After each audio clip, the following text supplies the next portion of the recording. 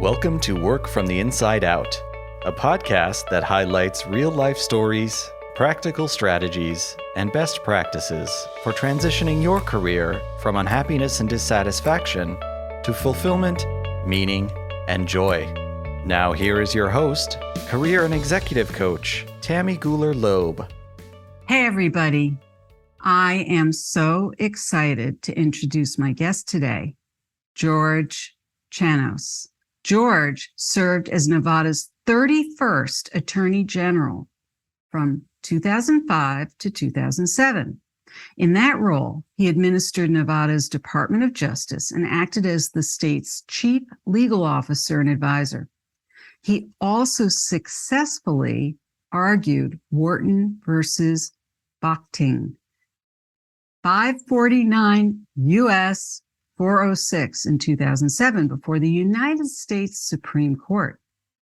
Prior to serving as Nevada's Attorney General, George had a distinguished legal career representing individual and corporate clients on all matters relating to the growth and management of their businesses. He currently serves on numerous boards, including as chairman of the board of Capriotti's Sandwich Shop, Incorporated, with 200 plus stores in 20 states.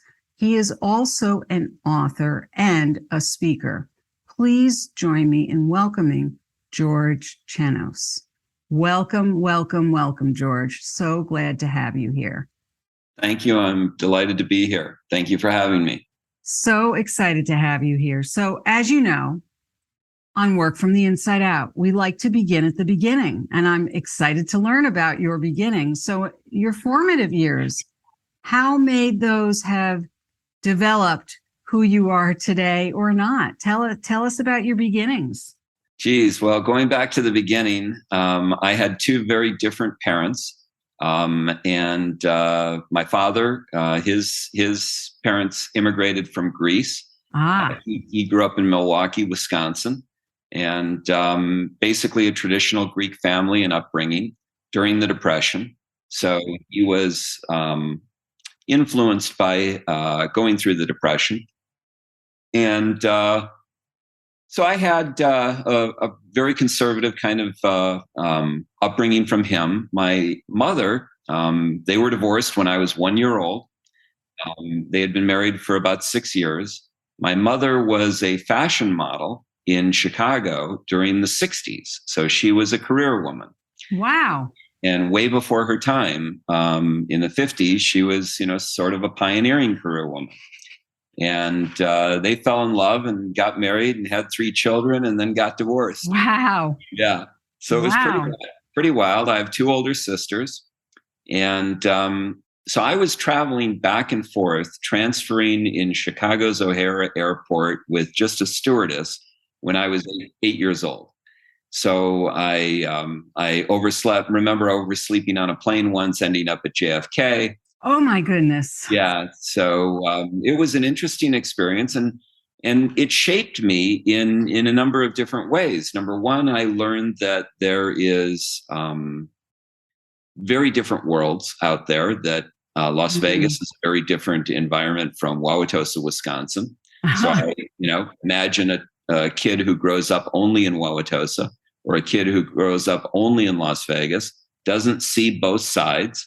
My mom was very outgoing. She was very creative. She was very entrepreneurial. She was very forward thinking. My dad was very grounded, very conservative. And so, I also got those two different inputs. And then I got the independence of learning to travel back and forth across the country when I was very young. I enjoyed actually the fact that I had all of these opportunities. And so I thought that it was actually a huge benefit to me. And so I learned another lesson, which is that there is opportunity in adversity. And that was an important lesson because throughout my life now, whenever I encounter adversity, I look for opportunity. And I typically find opportunity in adversity. in almost all adversity, I find opportunity. And I think that's actually been very helpful to me. Mm-hmm. So kind of when one door closes, another one opens kind of Absolutely. philosophy. Yeah. Absolutely. You just have to look for the other door. Yeah. Or window. So that's an interesting story, because I often hear about people who, grew up with two parents living separately, and all the turmoil that involved. And it's interesting how you look back on that. It sounds like you didn't just look back on that. That's sort of the way you saw it at the time too. Yeah. My parents didn't talk badly about each other. Oh, how nice. And so I didn't have to deal with that at all. That's really fortunate. Yeah. They were both very mature and civilized and respectful towards one. How nice for you. Yeah. Definitely. Yeah. So you grew up now you mentioned a few places that your mom was a model in Chicago, but you grew up in Las Vegas? Well, she moved once after they got married. She, of course, moved to Milwaukee when they were married. And then after they got divorced, she moved to Las Vegas. She had modeling opportunities in Las Vegas, and then ultimately remarried and lived there. I see. Okay. So that's where the commute came in. Yes. I would shuffle back and forth to visit spend time with each of my parents. Yeah. So, so you grew up primarily in Las Vegas, it sounds like. Really both. Really? Yeah. All the way through junior high school, I went back and forth. I did some elementary school in both states. I did junior high school in both states, and I did high school in both states. Wow. Yeah. I went back and forth. Wow. So you had friends in all kinds of places. I absolutely did. Yeah. Wow. Yeah. So when it came time to spread your own wings, what did that look like? Well, I found Las Vegas more intriguing. So I spent more time there when I was older. So I graduated from the University of Nevada, Las Vegas. I served as student body president at UNLV. And then I went on to law school at USD, University of San Diego.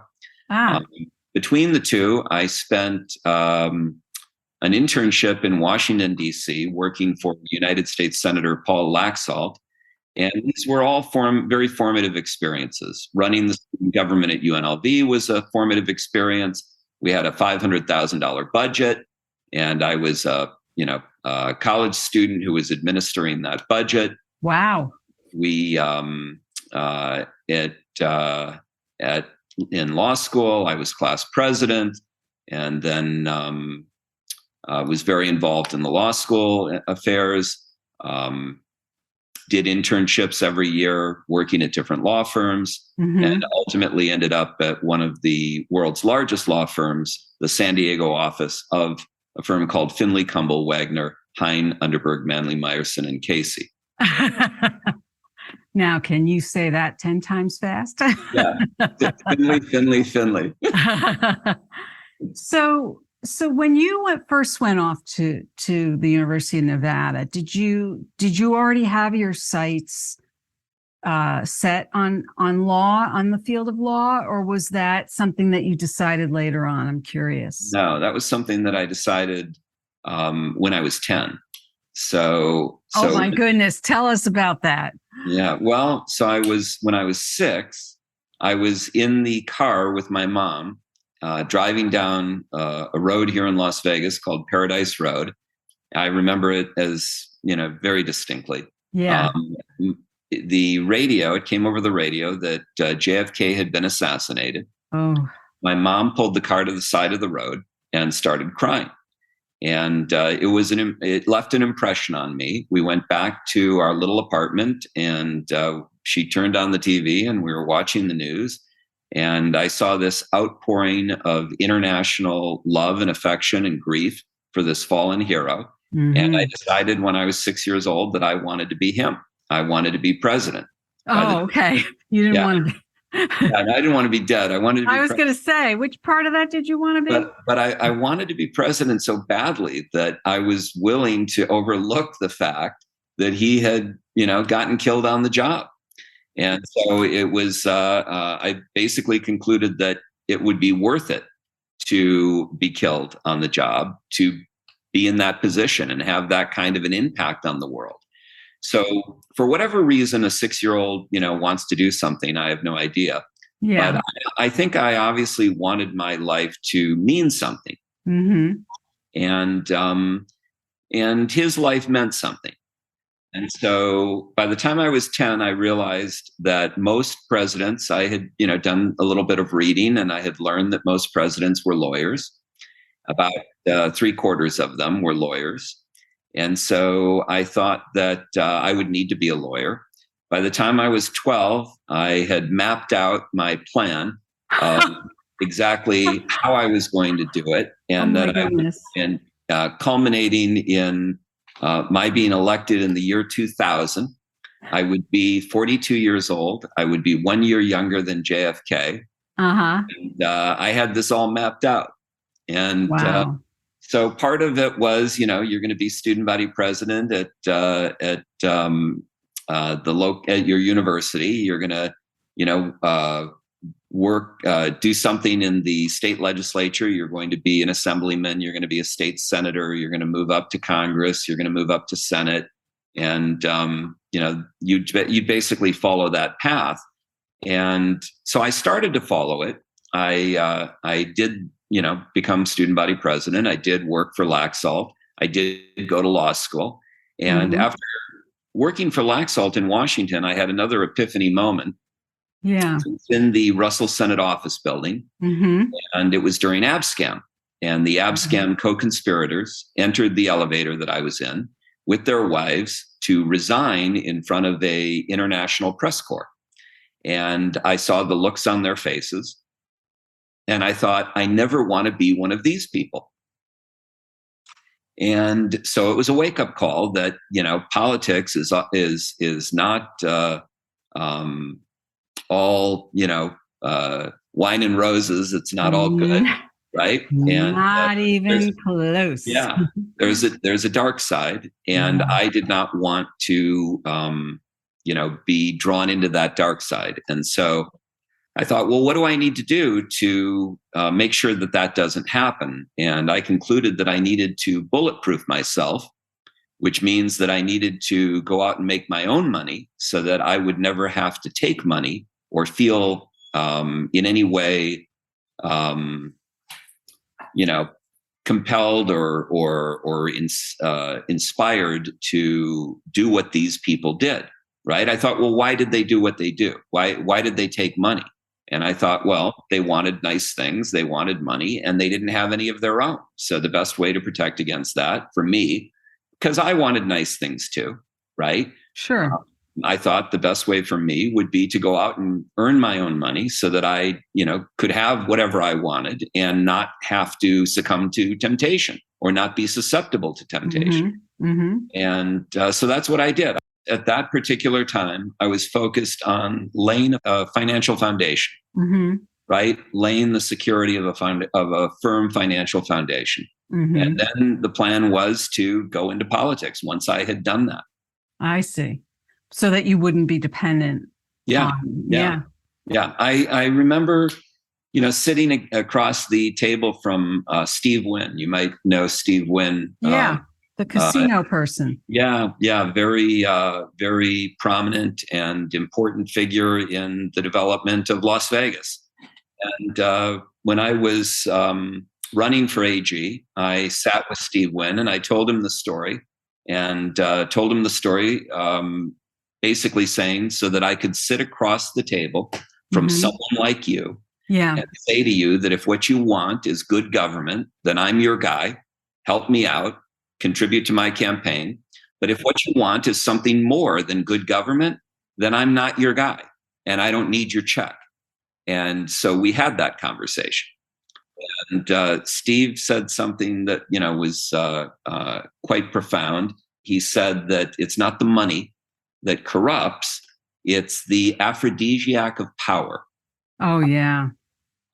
And I said, well, good thing I don't want that either.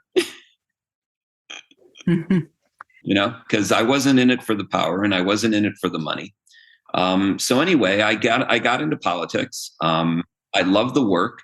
I loved making the decisions. I loved the law, but I ended up having a strong distaste for the political dysfunction that existed. I was a moderate. I was a Republican, but what they probably call a rhino, a Republican in name only. I was fiscally conservative, but I was socially liberal. Yeah. I was pro-choice. I was pro-LGBTQ. I was pro, reasonable gun restrictions.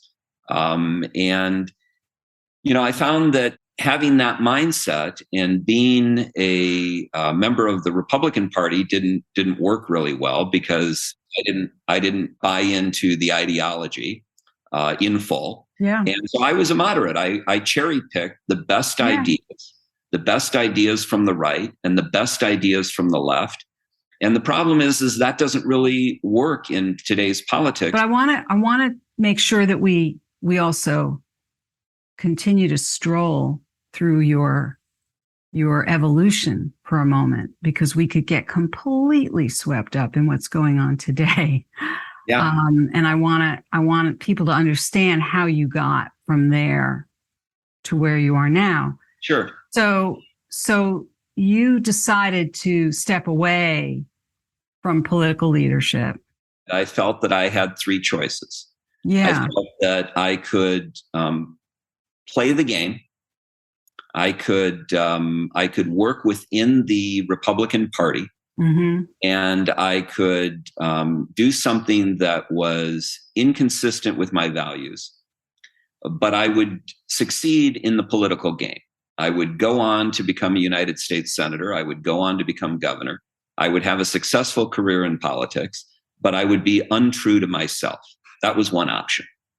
The other option was be true to myself and try to fight the system, try to stand up to all the different forces that I was objecting to, the lobbyists, the idea of campaign finance and special interest influence, the polarization, the ideology, the toxicity.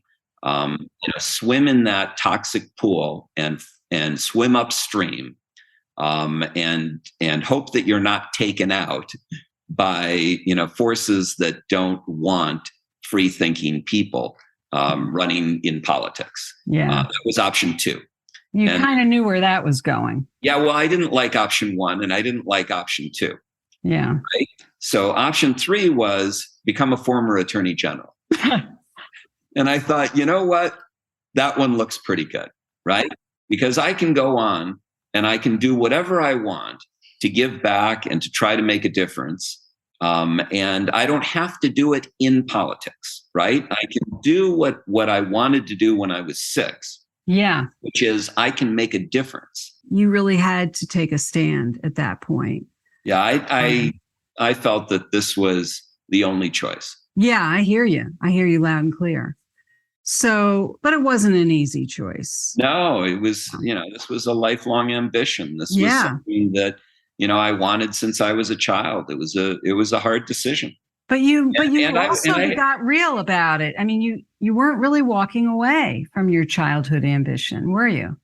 Well, no, because I've returned to it today with what I'm doing. Yeah. Is helping other people lead better lives, empowering other people, creating awareness about the world that we live in, what's going on in the world today. Yeah. A lot of people are having difficulty figuring it out. Yeah. A lot of people don't have the time or the expertise to evaluate it, right? I've got that luxury and I've got that background and training. And so I've focused my attention today on what's happening in the world, the bigger issues. So for many years, I was I worked for high net worth individuals as a lawyer, solving their individual problems. but all of the problems that I dealt with on their behalf were problems that affected them, right? And their circle of influence. Today, the problems that I'm addressing are problems that affect all of us. And they're problems that I'm more interested in. Yeah. And they're problems that I think I can add value to the dialogue and discussion surrounding. And so this is the focus of my life today. Right. So take us forward from the time that you decided not to run again and are doing what you're doing today. When I finished my term as Attorney General and decided not to run again, I also decided that I wanted to do something different. I didn't know what it was going to be, but I wanted to do something different. I did not want to be in politics, and I did not want to practice law anymore. I had done enough of it, and I didn't want that to be my whole story, right? I felt that I had new chapters to write, new things to do. And so I had been very successful in real estate. I had made some real estate investments, and that gave me some financial freedom. And so I had the ability to take some time off and decide what it is that I wanted to do with my life, do some traveling. So I initially did that. And then I was approached with an opportunity and essentially made an offer I couldn't refuse, where I was deciding what my next act was going to be. And I was asked to join this group that was acquiring a chain of restaurants, a chain of sandwich shops called Capriotti's.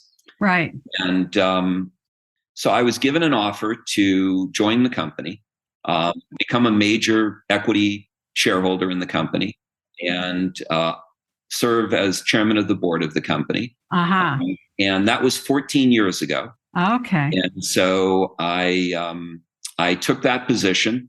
I've been chairman of the board of Capriotti's and now chairman of the board of Wing Zone, which is a company that we acquired during the pandemic.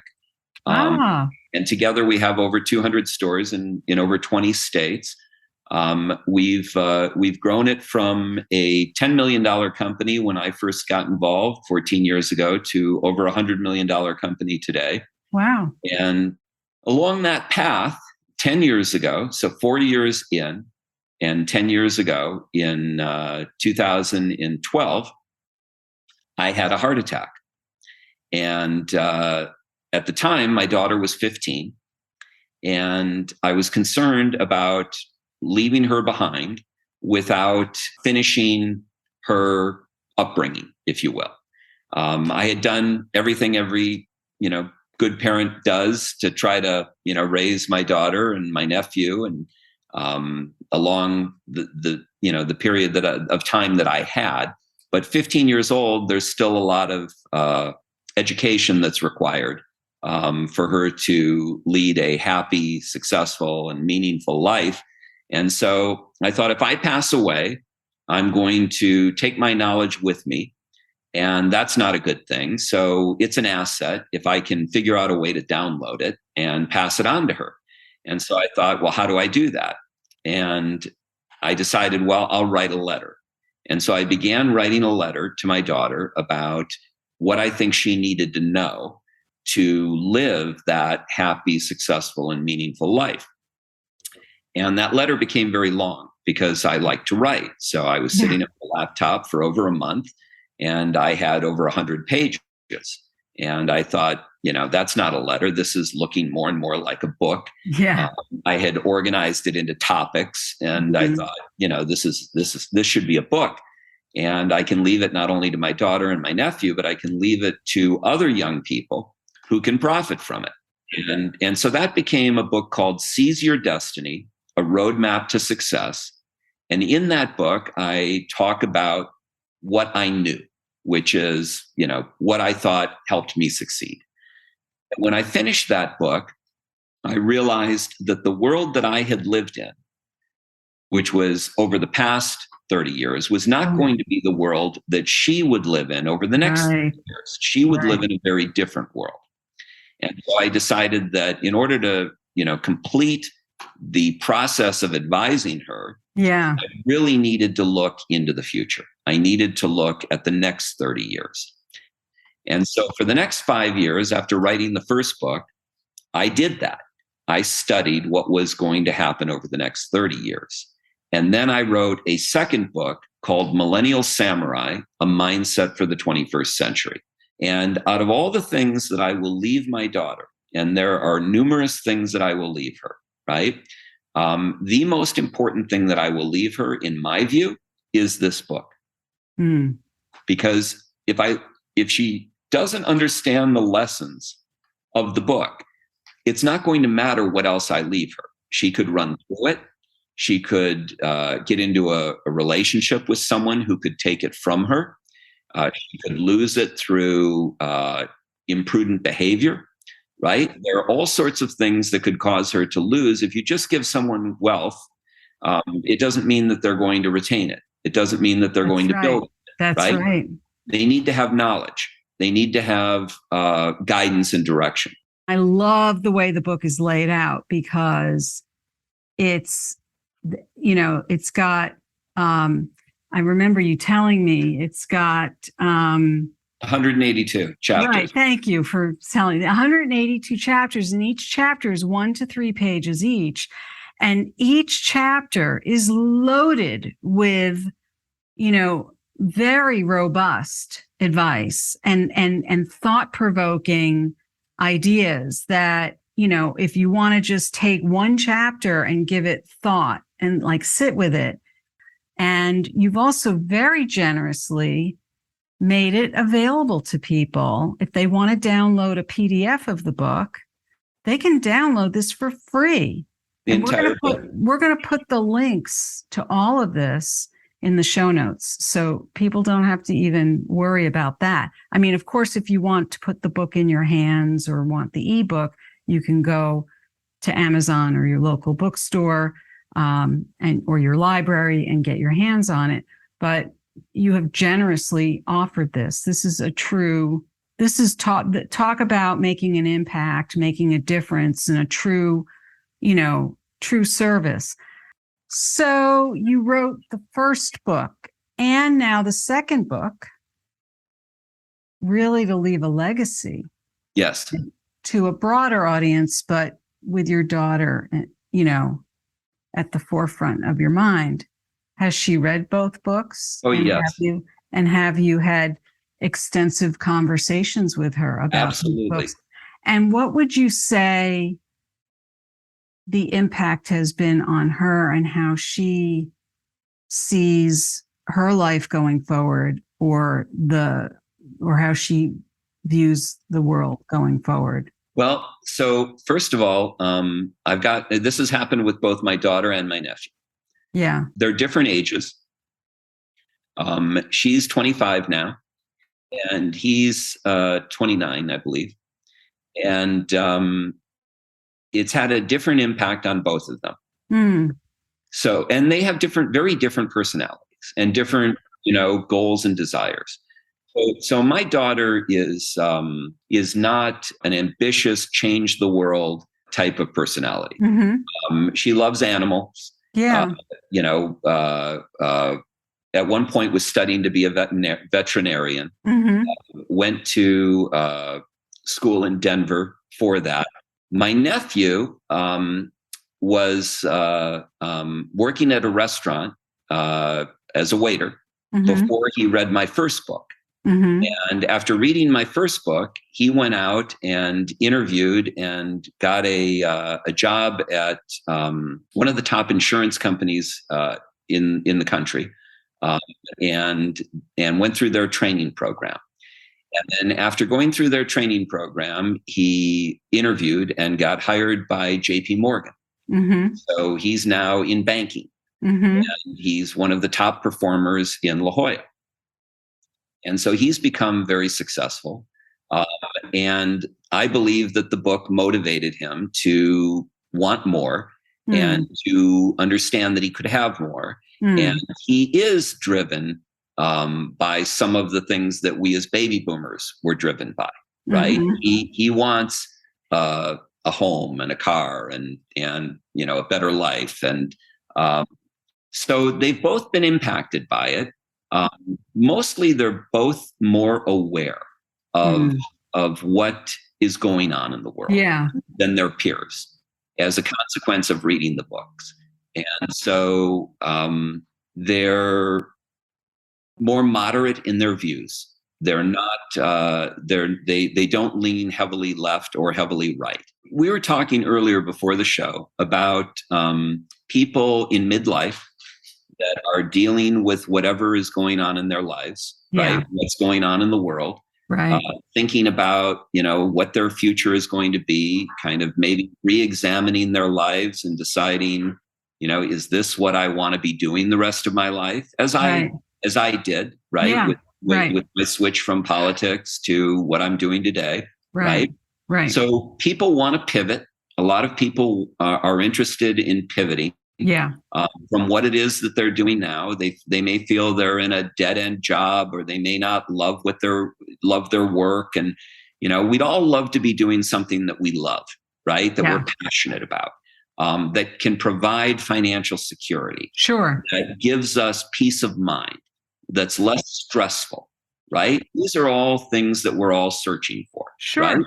So how do you get some of these things, right? So let's talk about that so that we can add some, direct answers to some of those questions. But first, before we go there, what's the best way for people to find you and the work you're doing? Okay, so they should go to georgejchanos.com. Okay. georgejchanos.com. So when you post this, if you can leave that link, that would be important. From that link, from my main georgejchanos.com link, they can connect to millennialsamurai.com, where they can download the book for free. They can connect to peoplereign.com, which shows them what I'm doing with the blockchain and NFTs and the future. Excellent. Oh, okay. Right? So that's peoplereign.com. And they can connect to limitless.com, which is another project that I have, which is an empowerment community that I'm interested in putting together, but have not launched yet. Okay. That's how they basically learn what I'm doing. Great. We'll have all of that in the show notes, so people will definitely be able to find you and follow you and see where things are going. I'm on Facebook talking about current affairs. So I have my friends on Facebook, and I'm talking to my friends about what's happening in the world, what's happening in Ukraine, what's happening in Taiwan, because these are also issues that people are, very curious about. They don't know much about. Right. They have misconceptions about. Absolutely. There's a lot of disinformation out there about these things. Right. So I talk about those types of issues. Great. So anyway, that's we'll have links to all of that, so that because it sounds like there's a number of different sort of avenues that you're involved in, and people can look there. Yeah. So, speaking of people who are making a pivot or who are looking for their what's next, what would be a key piece of advice? Okay, so for anyone, the first thing I would tell you is that there is going to be a very rapid and very significant level of change. It is going to create tremendous opportunity. Right? Tremendous opportunity that if you have the right mindset and you are able to adapt to a changing circumstance and a changing world, that you will be able to leverage these incredible opportunities. Okay. It's also going to create disruption. And disruption is something that you're going to have to adapt to. So Charles Darwin said that it's not the strongest or the most intelligent that survive. It's those most capable of adaptation. So you have to be prepared to adapt to a changing circumstance and a changing world. And you don't want to be frightened of it. You don't want to dread it. You want to welcome it. Nicholas Taleb who's a brilliant author, wrote a book called Anti-Fragile. And basically what he said is that you want to be anti-fragile. You want to be, a rigid tree breaks in the wind. A rigid branch tree breaks in a wind. A flexible tree moves with the wind, right? And is able to adjust to the wind and survives the wind. Talib talks about the wind and fire. And he says the wind can extinguish a candle, but ignite a flame. And his advice is be the flame and wish for the wind, because it will ignite you. Leaders don't run from problems; they run at them. Right. So understand that what's coming can usher in a new level of advancements in education, in solving our issues with hunger, solving our medical crises and cost overruns, and make us healthier, increase our longevity. There's just so many things, increase our efficiency and our productivity through automation, through the spatial web, through the interconnectedness of the Internet of Things. I mean, all of these things can create massive increase in efficiencies. Right. That there's a guy who wrote the spatial web called Dan Mapes. And it's a great book. It's another book I would recommend that you read.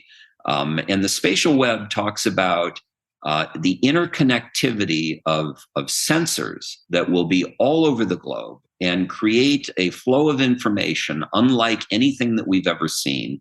And that will increase efficiency and 10x the global GDP, going from a 80 trillion global GDP to an 800 trillion global GDP, which will create abundance.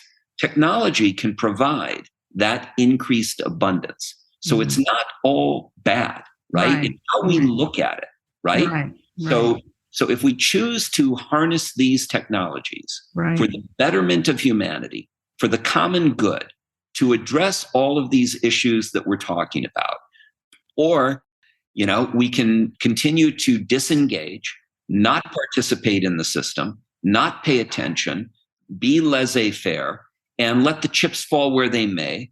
And then we'll see how it evolves without our participation, right?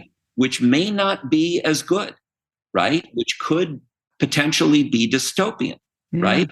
So my feeling is we need to engage in discussions about these topics. We need to create awareness that this is going on. We need input from everyone. We need to have shows like yours where we're dialoguing these things, where we're creating awareness about these things, where people begin talking about these things. And we need that. We want that. We want that, right? Because whatever you think about it, you need to be heard. You need to be heard so that we can all make better decisions, right? The more input we have, the more perspectives we have, the more we're able to engage in critical thinking, the more we're able to take a helicopter perspective and look at all of these different perspectives and then arrive at good conclusions. Well, and on that beautiful note, I'm going to say thank you for being here today. This has been enlightening for me, and I hope for our listeners. I can't thank you enough for being here. And I would encourage everyone to get their hands or their eyes on your books and give it some thought and, be the flame. Yeah. Be the flame and adapt. Be ready. Be prepared to adapt to a changing environment, because we know the only constant is change. So thank you again for being here. It's really been a joy and a pleasure to have these conversations with you. Thank you for your thoughtful interview. I appreciate it, and for the opportunity to get this message out. I hope you enjoyed my interview with George Chanos. It was so interesting to speak with him and learn about his early life and his varied background and professional interests. What is your key takeaway from our interview? If you are interested in any of the resources mentioned in today's podcast, you can find them in the show notes on my website, tammygulerloeb.com/podcast. Just look for episode 207. Are you anticipating your next professional move? Check out my award-winning book, Work from the Inside Out: Break Through 9 Common Obstacles and Design a Career That Fulfills You. It's available in print and ebook editions through my website, Amazon, Barnes & Noble, independent bookstores, or through your local library. If you were inspired by this episode with George, please share it with your friends and colleagues, and please do subscribe so you don't miss next week's show. Remember, subscribing is always free. If you're enjoying the podcast, I'd be so appreciative to read your review of the podcast on Apple Podcasts. It's easy to find. Go to my website, tammygulerloeb.com/podcast. Click on the Apple Podcast button and follow the instructions provided there. You can also help to sustain the podcast by buying me a cup of coffee. Just go to buymeacup-of-coffee.com/TammyGL. Since the podcast is self-funded, I would be ever so grateful for your support. Thank you so much for listening. And remember, it's never too late or too impossible to increase your sense of fulfillment and satisfaction in your work and other meaningful activities. Let me know how it's going for you. I'd love to hear from you. Bye for now. Thank you for listening to the Work from the Inside Out podcast. For more information, you can find us at www.workfromtheinsideout.com.